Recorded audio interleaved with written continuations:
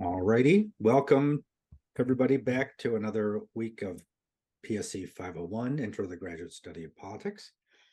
Right. Well, tell us something about your early upbringing. Where were you born? What was life like there? Sure. So I'll tell you, so I was actually born in California, but I only lived there for about 3 weeks, so I have nothing to say about it. My early childhood was in New Jersey, in the New York metro area, actually in Morris County. And then I moved to Wheaton, Illinois in elementary school. And so I'm mostly going to talk about Wheaton. Wheaton is an interesting place. It's a fairly prosperous western suburb of Chicago. It has a college there called Wheaton College. That's a very religious. It's a religious college, and it's a very good college within the Protestant religious system. So it's a very it's a pretty Christian town. And when we moved there, it was still dry, meaning there was no alcohol sold in Wheaton, which also meant that the town was almost ringed by liquor stores. But so it was, and since then, DuPage County used to be a Republican stronghold. Since then, it has moved more into the Democratic column with the other collar counties, as they call them. So it was interesting for me to go from a pretty secular, what I thought was a pretty secular place in New Jersey, to religion being a big thing. I mean, people knew each other through youth groups, and it was just much more present. And I think that's part of what made me interested in social science and how, different contexts change the way people live.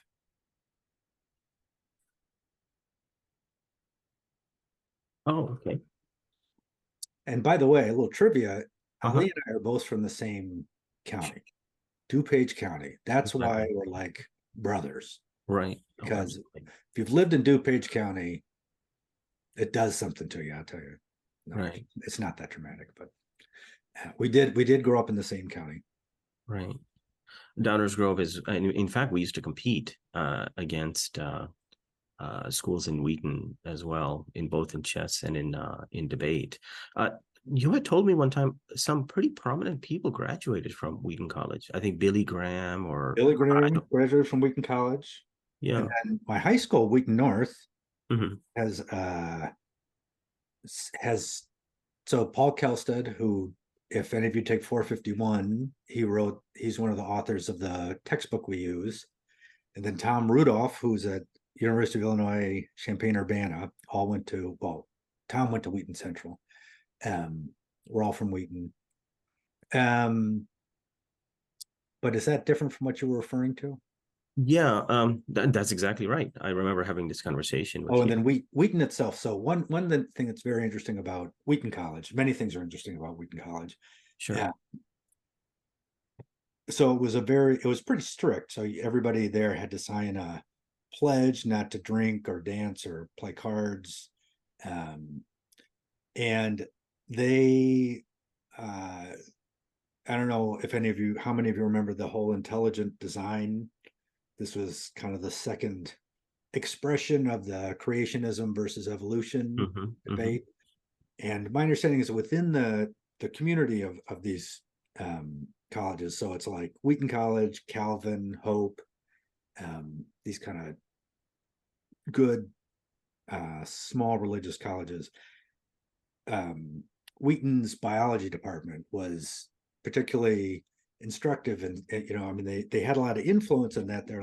They had very strong Christian credentials, but they're also good scientists. And they said, look, this intelligent design stuff just does not work.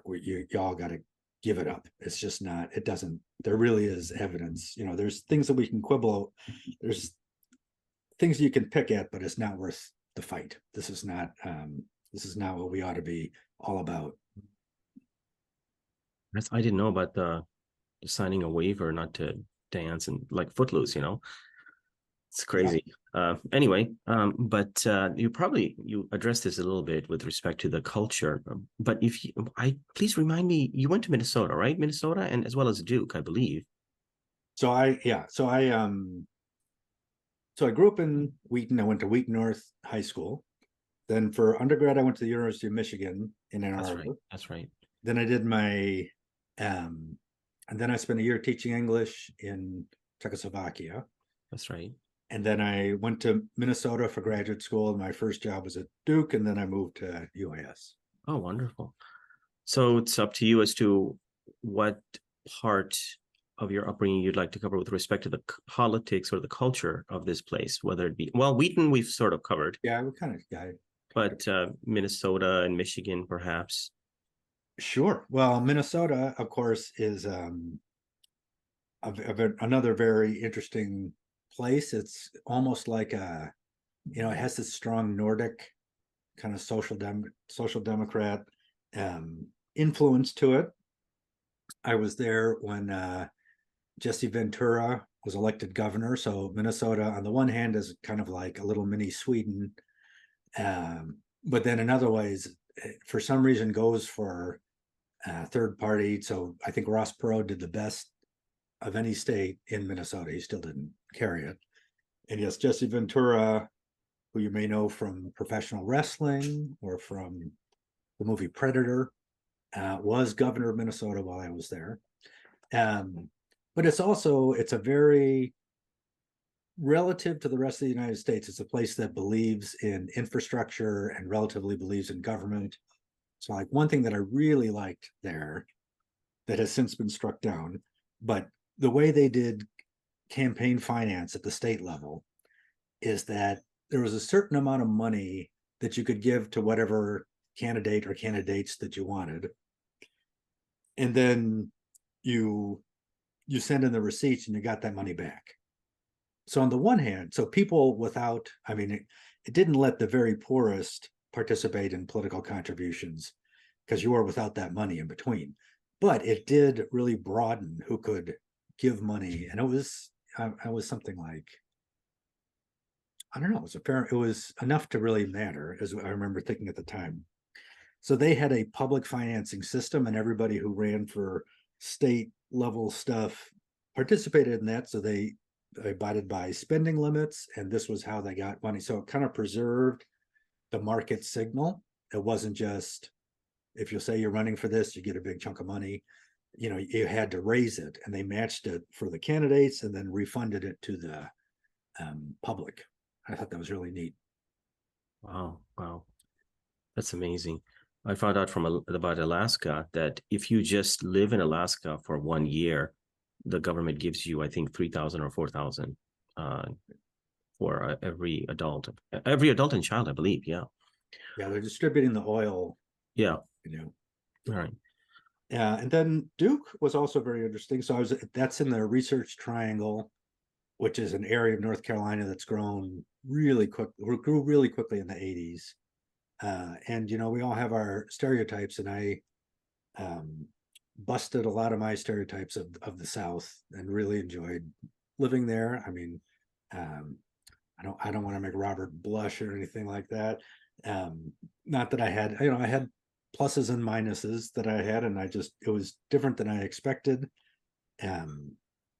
One of my favorite things, there was this one town called Cary, North Carolina, that had grown immensely, and it was mostly people.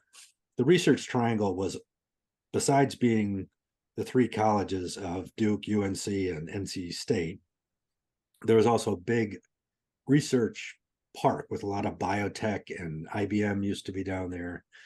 Red Hat, Linux was down there.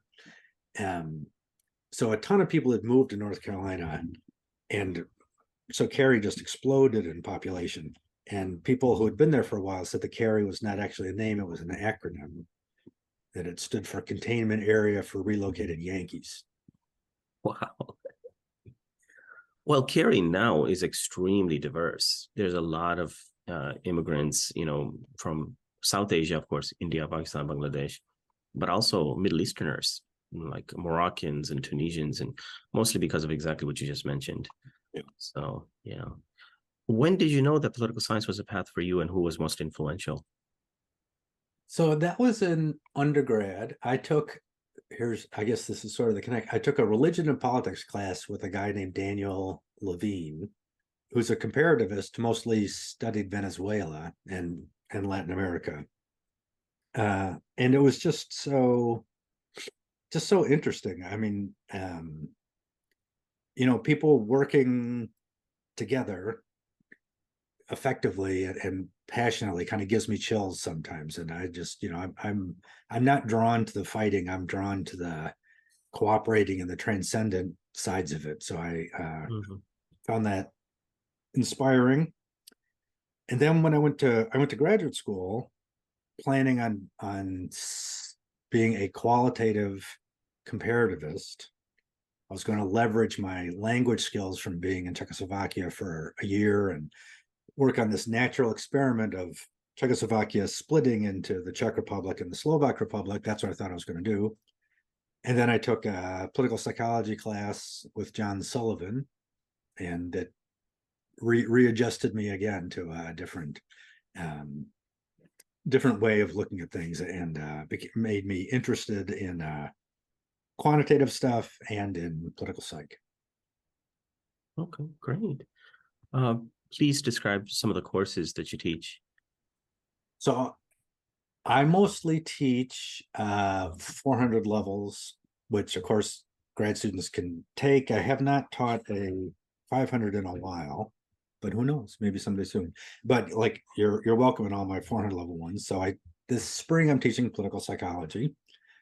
This semester I'm teaching public opinion, and that's generally my rotation. Is these either methods classes like 451 or this one or 502 sometimes, or mass attitudes and behavior. So political behavior, public opinion, political psychology. Those three are, I have a way of separating them, but they all address similar things. And I'll talk a little bit about that in the presentation also. Try to locate myself and Matt Karras differently in the discipline. Great, excellent. How would you describe your teaching philosophy? So my teaching philosophy. So I really like people to learn by doing. So in my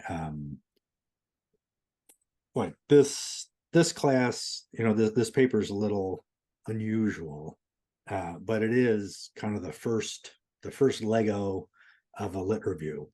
In my 451 class, I have people try writing survey questions.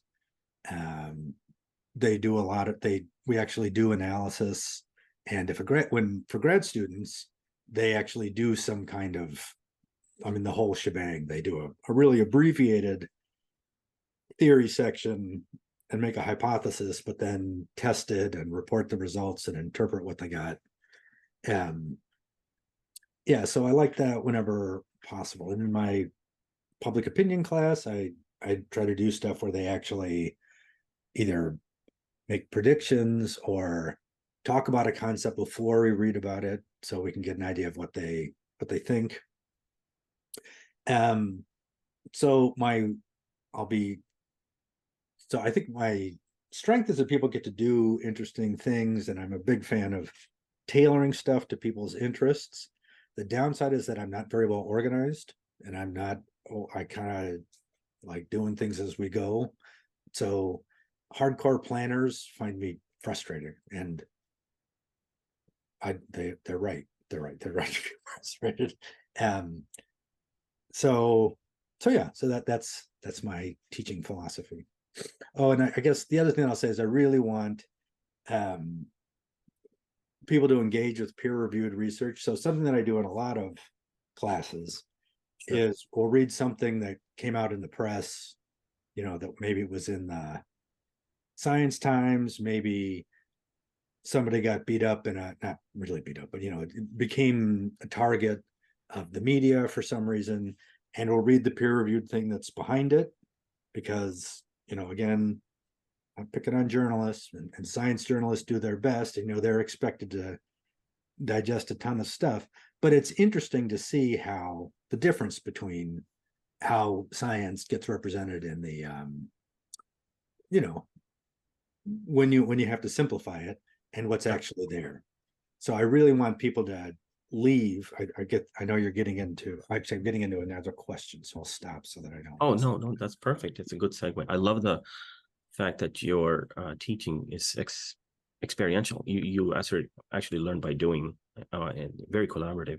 Um, Other than the subject matter, is there something specific you wanted the students to leave your classroom with? Something that you want them to internalize? Yes, I realized you were going to ask that, and that I was getting to that. So so one is that it's, by the time you've, certainly for the master's students, if you ever see they say, there's no reason for you not, if you're interested in it, there's no reason for you not look it up and find the original article. And that's also, I'm not sure if we'll get to talk about it much, but that that Wired article about the COVID and droplets versus aerosols, I think part of the reason why I assigned that, and hopefully we will talk about it, shows you how just certain aspects of something are remembered, but not the whole thing. And sometimes we get off track. So it's worth to be a critical consumer of, you know, what they say, what studies have shown, studies have found, is to look at the actual study, and you're equipped to do that for sure. That, and also I like to demystify quantitative stuff as much as possible. It's not something that came easily to me, but it is very useful and it's very powerful. And again, that's something where sometimes people kind of give up prematurely. Like, there's a big wall of numbers, and I'm not good with numbers, so I'm not going to really engage it. But we can. There are signposts, and you shouldn't be afraid of quantitative research. Yeah, it's extremely intimidating for many students. Please tell us something about your scholarly interests. So right now, what I'm working on two big things. I have hopefully a book project. We have a proposal sent out with Oxford University Press Nice. about authoritarianism. That is, the heart of that is, we found out that the British election study has been running panels. What panels are when you re-ask the same people the same questions. So they're really good for figuring out individual change. The British election study has been running authoritarianism items for years and years and years. And as far as we know, nobody's really exploited that data as much as we could have. And authoritarianism is kind of a big deal and all around the world at the moment. That's one. And then I have another project that I just started doing, and Isabel is working on this with me, about political tolerance. So political tolerance is people's willingness to let people with bad ideas or dangerous people or bad people still participate in the marketplace of ideas. So, you know, the classic demonstration of this was when in Skokie, Illinois, the American Nazi Party wanted to march there, and Skokie, not only as a predominantly Jewish or a largely Jewish, but there were a ton of Holocaust survivors. Right. So it was incredibly, you know, it's offensive. It's bad in all kinds of ways. But the way that shook out is the Nazis had got a parade permit and had to stay on a certain route, and there was protection for them, protection for the counter protesters. That's one example, and then the other. So that's sort of, and so the thing is that a few things about tolerance. So it's not always normatively good, right, but it is something that we kind of need. And it's become a big topic again because particularly there's some literature that we're engaging with that seems to say that younger people in speech has kind of has zinged off from the other tolerance items, and that there's something different going on with that topic in the age group. So we're going to look into it, and we're trying to update some of the items. Some of them have been run since the 50s, so they're really awkwardly worded. Right. Wow. Hillsborough Baptist Church comes to mind with heckling returning American soldiers, or if there's a death of an American soldier in the procession, because they blame the decline of American culture. So that's where that's intersectionality of tolerance and, of course, freedoms. Yeah. And the literature began during the Red Scare. So the first items that were run were, should a communist be allowed to give a speech in your town? Sure. If there was a book by a communist in your library, in your local library, should it be removed? Yeah.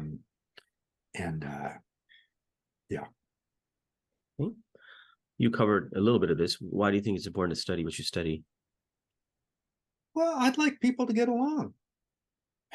The thing that, I think the thing that most motivates me is when it seems like there are ways. So I'm not anti-conflict, and politics is conflictual, and our system is set up for people to engage with each other. And I don't want to snuff it out. And studying tolerance, that's kind of putting rules of the game on some very emotional commitments. So I'm interested in how people can live together more productively, even when they have differences with each other. I think that's my overall thing. I used to do more work in social capital, and I always thought of social capital as, so tolerance is kind of the low end, where I'm not going to interact with you, but I'm going to let you do your thing, even though I don't want to, I don't like you.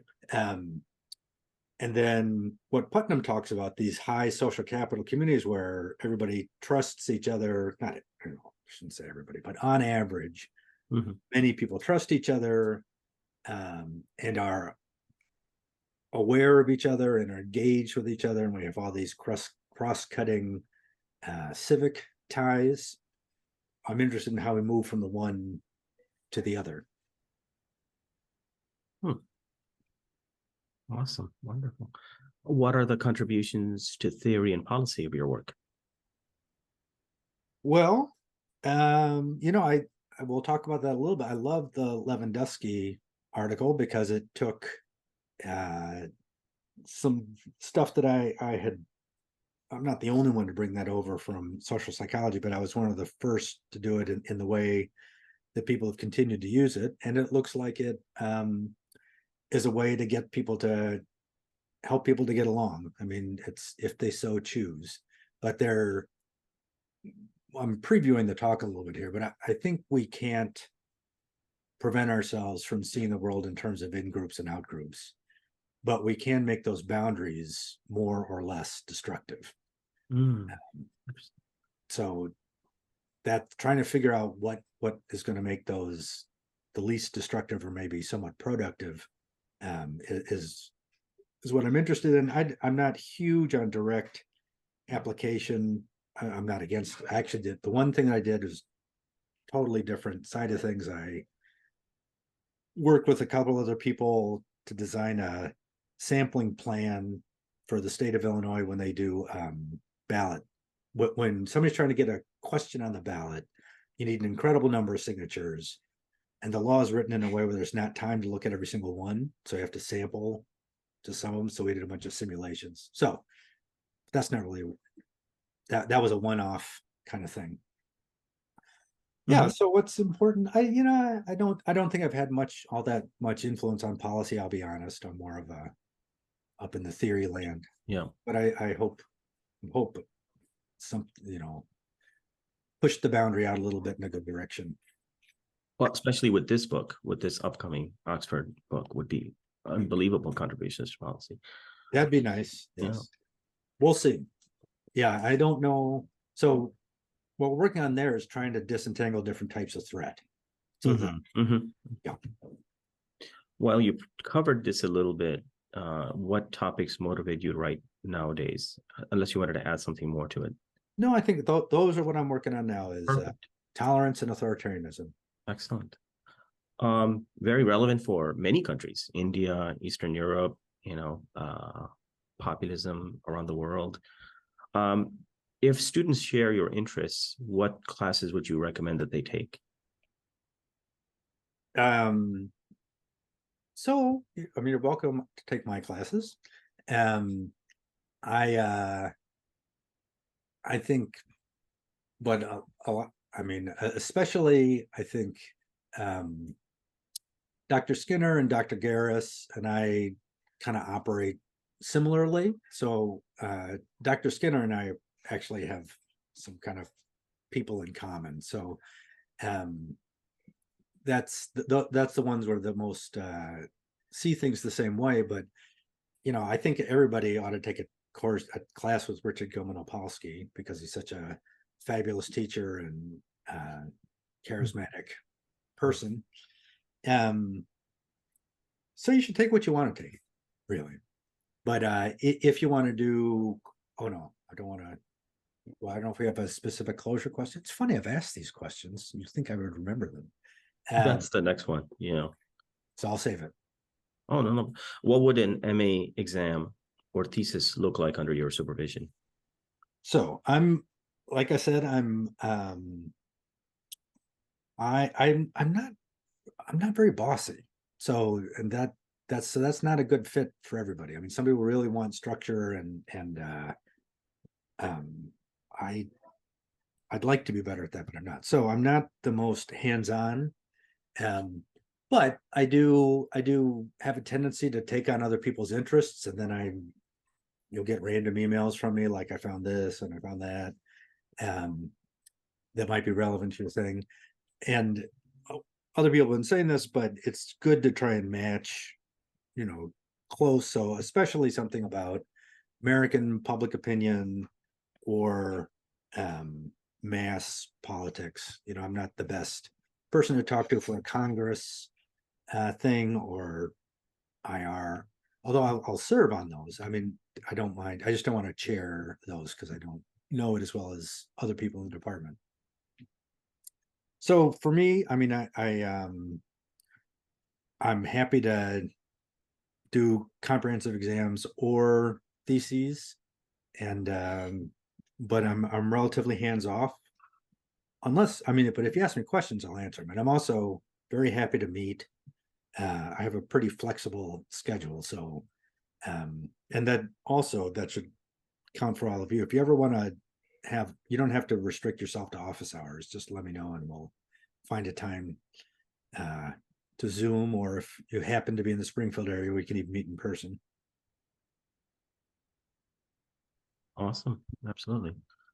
And the final question is, recalling your experiences as a graduate student, what advice would you offer to our students?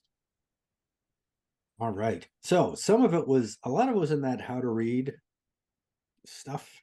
I do think, and I said some stuff in that presentation.